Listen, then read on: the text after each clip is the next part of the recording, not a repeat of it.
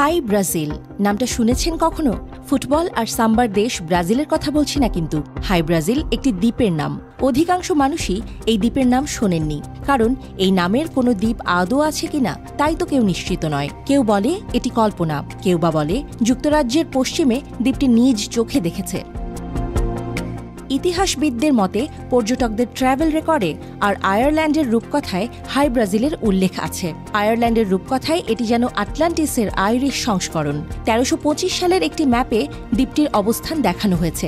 ১৮৭২ সালে কুয়াশার মাঝে দ্বীপটিকে দেখে আবারও হারিয়ে ফেলার দাবি করেন এক ব্যক্তি। ১৪৮০ সালের একটি কাতালান ম্যাপেও দেখা যায় দ্বীপটিকে।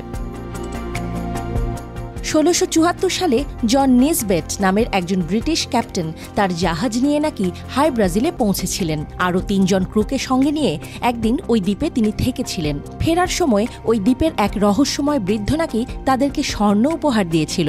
অদ্ভুত না? আসলে হাই ব্রাজিল নামে কোনো দ্বীপ পৃথিবীতে নেই। গুগল ম্যাপেও খুঁজে পাওয়া যায় না। এই দ্বীপ আছে শুধু অনেকের কল্পনায়। কিন্তু এই কল্পনার এতই শক্তি যে ১৯০৮ সালের ব্রিটিশ ম্যাপেও একে উল্লেখ করা হয়েছে, কিন্তু অনেকে অনেক খুঁজেও এর দেখা পাননি। পরে মানচিত্র থেকে একে বাদ দেওয়া হয়। সিডনি বিশ্ববিদ্যালয়ের পক্ষ থেকে দ্বীপটি খুঁজে বের করার উদ্যোগ নেওয়া হয়, কিন্তু সেখানে গিয়ে সাগর ছাড়া আর কিছুই পাওয়া যায়নি।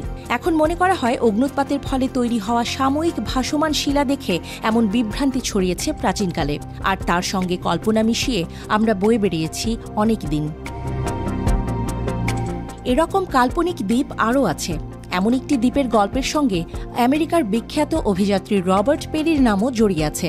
উত্তর মেরুতে যাওয়ার জন্য তিনি যখন অর্থ সংগ্রহের চেষ্টা করছিলেন, তখন নতুন এক দ্বীপের গল্প সামনে আনলেন তিনি। ক্রোকার আইল্যান্ড নামের কাল্পনিক এই ভূখণ্ড নাকি ১৯০৬ সালে উত্তর মেরুতে যাওয়ার সময় তিনি খুঁজে পেয়েছিলেন। জর্জ ক্রোকার নামের এক ব্যক্তি তাকে আর্থিক সহযোগিতা দিয়েছিলেন বলে তার নামে তিনি দ্বীপটির নাম রাখেন। মূলত অভিযানের তহবিল সংগ্রহের জন্য এমন কাল্পনিক তথ্য ছড়িয়েছিলেন রবার্ট পেরি। এমনকি তিনি কাল্পনিক ক্রোকার আইল্যান্ড নিয়ে নিয়ারেস্ট দ্য পোল নামে আস্ত একটি বই লিখে ফেলেন।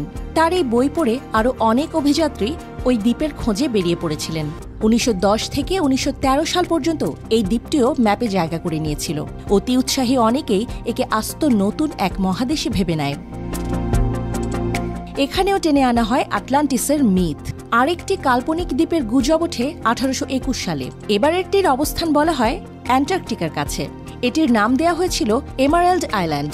এবারেও এক ঝাঁক মানুষ দ্বীপটি স্বচক্ষে দেখার দাবি করে। বিপক্ষেও আওয়াজ তোলে অনেকে।